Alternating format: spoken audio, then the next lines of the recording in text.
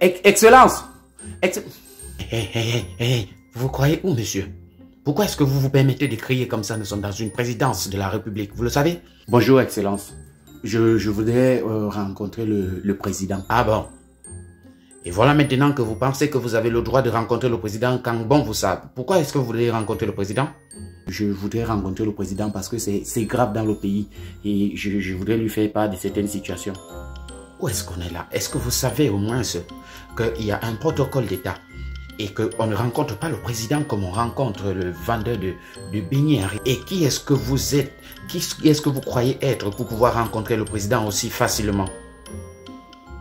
D'abord parce que je suis citoyen du pays et chaque citoyen a le droit de rencontrer le président quand il le veut.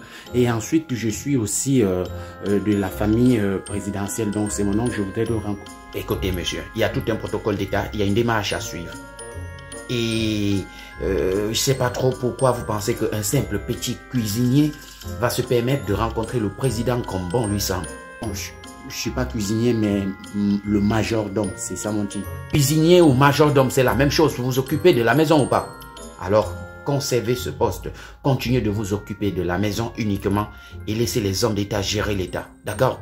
Mais comme c'est mon oncle, je voulais aussi lui faire part de tout ce qui se passe dans le pays.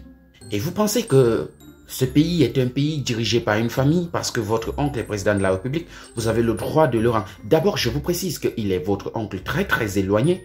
Et après, vous n'avez été opté que ici, là, parce que vous êtes de la famille présidentielle. Tout comme vous, Excellence. Écoutez, monsieur.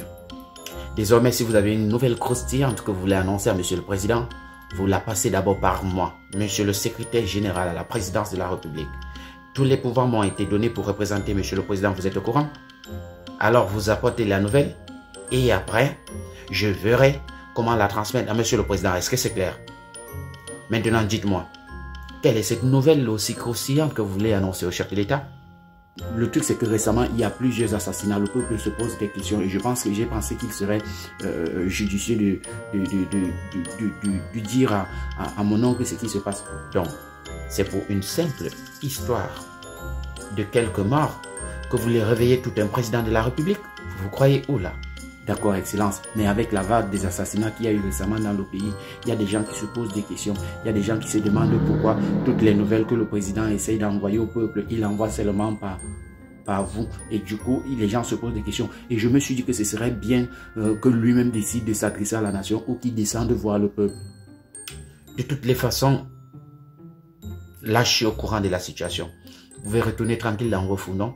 J'en informerai personnellement le chef de l'État à son réveil. D'accord, Excellence. Maintenant, vous pouvez disposer. D'accord, Excellence.